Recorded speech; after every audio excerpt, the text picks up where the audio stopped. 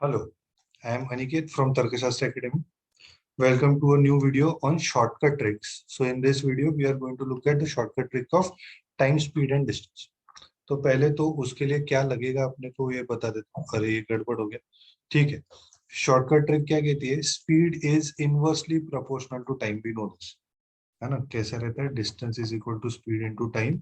So speed is inversely proportional to time when distance is constant, है ना? तो distance constant होना बहुत ज्यादा जरूरी है, then speed will be inversely proportional to time. Example भी देख लेते हैं। मान के चलो मेरे को 200 किलोमीटर घूमने जाना है। अगर मेरी 40 की स्पीड रही, I will take 5 hours to reach the destination. If I increase my speed, my time required would reduce, है ना? If I increase my speed to 50, तो 50 की स्पीड से तो I will reach in 4 hours only. 50 की speed से I will cover 200 kilometre in 4 hours only. If I reduce my speed, if I reduce my speed, my time required would increase. If I reduce my speed, my time required would increase. So if I travel with a speed of 25 kilometers per hour, I'll be able to reach in 8 hours only. Okay, so speed is inversely proportional to time. This is what we know. Now, with the help of this, when distance is constant, when speed is inversely proportional to time, we can say that S1 upon S2 is equal to T2 upon T1. This is the only thing which you need to remember. S1 upon S2 is equal to T2 upon T1 when speed is when distance is constant. Okay, let us try to solve few questions. पहला question देखते हैं. By walking at 4/5 of his usual speed, man reaches 10 minutes late than his usual time. तो अगर वो S की speed से जाता है, he reaches in time T. If he walks at 4/5 of his usual speed, man reaches 10 minutes later. मतलब उसको usual time से 10 मिनट ज्यादा लगता है. So what is the usual time he takes to reach his office? है ना? तो अभी घर से ऑफिस जाना है, होम टू ऑफिस जाना है. होम टू ऑफिस जाना है, जब एस के स्पीड से जाता है तो टी टाइम लगता है. जब 4/5 एस के स्पीड से जाता है तब t+10 टाइम लगता है. डिस्टेंस तो कांस्टेंट ही है. whenever we say distance is constant, s1 upon s2 is equal to t2 upon t1, है ना? what is s1 in this case? s and s2 in this case is 4/5 of s. so this is s, this is 4/5 of s. what is t1 in this case? it is t. t1 कहाँ पे आता है? नीचे आता है. what is t2 in this case? it is t+10. so this s will get cancelled. What will happen? This 5/4, 1 upon 4/5 will become 5/4 is equal to t+10 by t. So that is 5t plus is equal to 4t plus 40. That is t is equal to 40. Usual time he takes to reach his destination is 40 minutes. Okay. Next question देखते हैं, है ना? इतना मतलब अभी जो question solve करने को अपने को पूरा इक्वेशन बनाना पड़ता था. Distance is equal to speed into time, फिर एस के स्पीड से जाता टी टाइम लेता तो टी डिस्टेंस ट्रैवल करता अभी टी, फिर 4/5 ऑफ स्पीड तो टाइम लगता था t+10. फिर ये दो इक्वेशंस को हम सॉल्व करते थे इक्वेट करके, है ना? ये टाइम हमने रिड्यूस कर दिया. You can directly start the question from here, क्योंकि ये चीज तो कॉमन है ना. सीधा आपको पता है कि स्पीड, ये स्टेप लिखने की जरूरत नहीं है. ये आप मेंटली कर सकते हो, है ना? ये आप मेंटली कर सकते हो. सीधा directly you can start from here. Okay, जैसे अभी यहाँ पे करें. A man started from city A at time T and reached at 8 PM on the same day.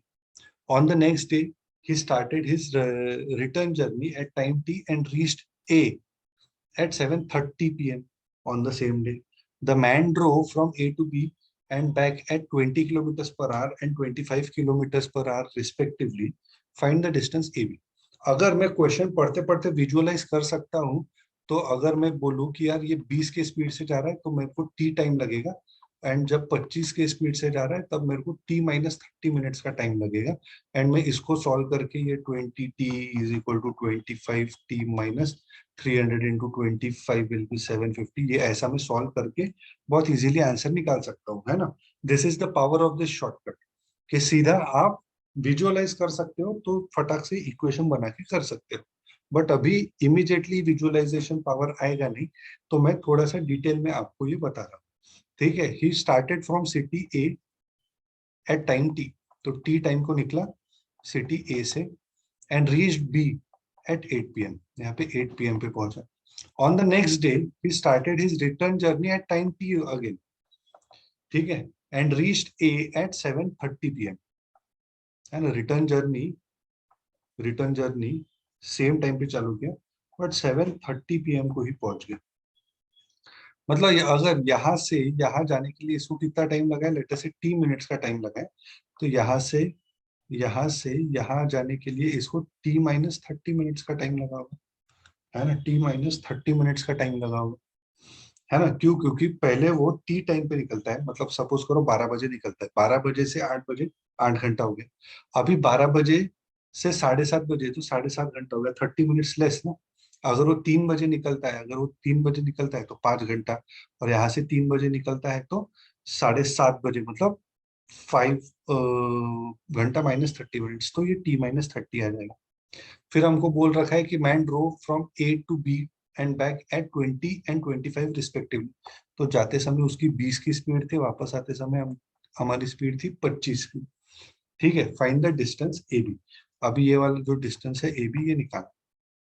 अभी मेरे को पता है डिस्टेंस इज कांस्टेंट ना, distance is constant, so S1/S2 is equal to T2/T1। ये चीज आपको एग्जाम में लिखनी नहीं है, ये आपको मेंटली पता है ना। मैं तो अभी एक्सप्लेनेशन के लिए लिख रहा हूँ। मतलब अभी 20 की स्पीड है तो टाइम लगता है टी का। जब 25 की स्पीड है तब टाइम लगता है T-30 का। जब 25 की स्पीड है तब टाइम लगता है T-30 का। तो ये क्या हो गया, यही इक्वेशन आ गई ना हमारी। तो ये कितना हो गया, पहले 5 4 जा, दिस इज 5 5 का cross multiply, 4T is equal to 5T-150, 5T-150, है ना। 5 × 30 तो 150, तो 150 इधर आ जाएगा, इज इक्वल टू T आ जाएगा, क्योंकि 4T, तो T is 250 150 minutes, 150 minutes, it is 2.5 hours. What are they asking? They are asking distance AB. Distance is nothing but speed into time. Distance AB, तो स्पीड कितना है, 20 के speed से जाता है तब टाइम लगता है इसको 2.5 आवर्स। तो 20 के स्पीड से जाता है 2.5 आवर्स, तो कितना, 50 किलोमीटर का डिस्टेंस है AB के बीच में, है ना। Distance between AB is 50 kilometre. So as you can see, ये मेथड से आपको जो इक्वेशन बनाने का झंझट है वो खत्म ही हो गया, है ना। Directly we are using ratio proportion variation का वेरिएशन वाला part to solve this type of question, है ना। ये इनवर्स वेरिएशन हम इसमें यूज कर रहे हैं। ठीक है, चलो एक और क्वेश्चन देखते हैं, last question. If Ramesh travels 20% slower then his usual speed, he would reach his destination eight 10 AM। ठीक है, slower then his usual speed, he would reach his destination eight 10 AM। ठीक है, तो मतलब वो 0.8 s के स्पीड से जाता है, उसकी यूजुअल स्पीड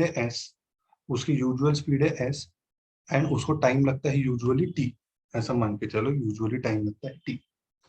अगर वो 0.8 s के स्पीड से जाता है तो वो 10 AM को पहुंचता है, 10 AM को। लेट अस से this time is t।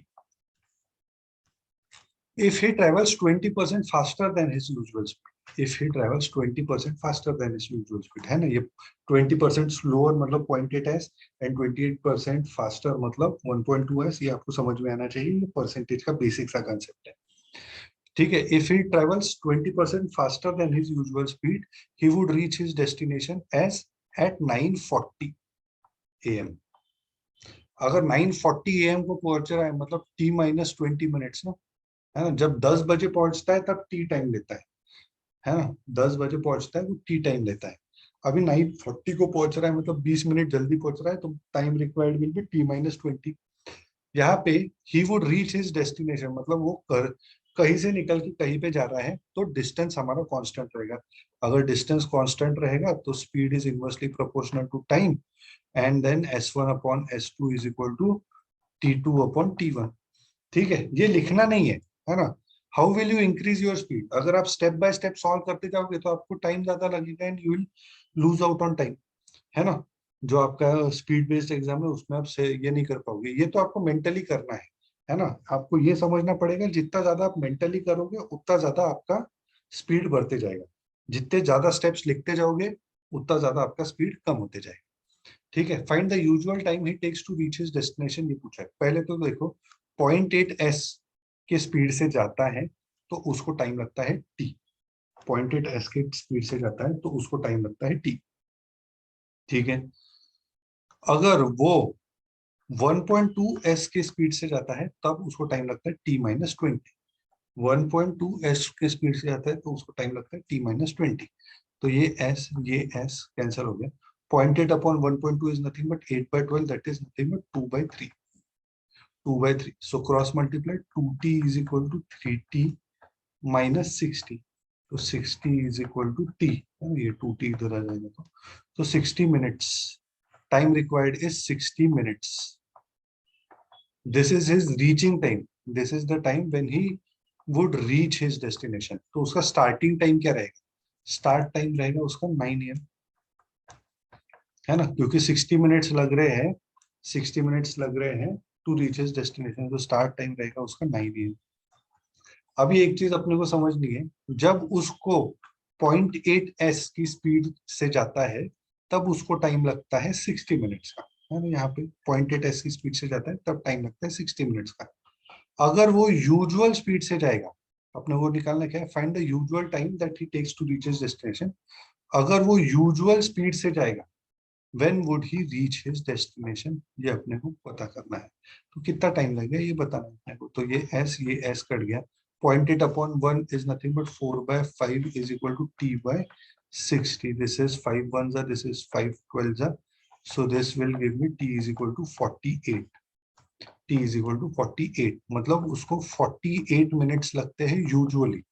So find the usual time he takes to reach his destination. तो अगर वो s के स्पीड से जाता है, he would reach in 48 minutes, means वो रीच करेगा 9:48 AM, या हाँ 9:48 AM को। ठीक है, this is how you can do it quickly, है ना। आपको नहीं, अगर ये मेथड नहीं यूज करते तो आपको यहाँ पे एक इक्वेशन बनाना पड़ता है, यहाँ पे एक इक्वेशन, यहाँ पे एक इक्वेशन, यहाँ पे एक इक्वेशन, 4 इक्वेशन बना के आपको सॉल्व करना पड़ता है। ठीक है, सो ये एक इजी सा शॉर्टकट है टाइम स्पीड डिस्टेंस का। I hope it will be very much beneficial for you.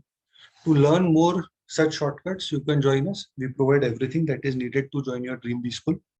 You can connect to us on any one of these 3 social media platforms or visit our website tarkashastra.co.in or send a WhatsApp message on any one of these 2 numbers. Thank you so much. Jai Hind.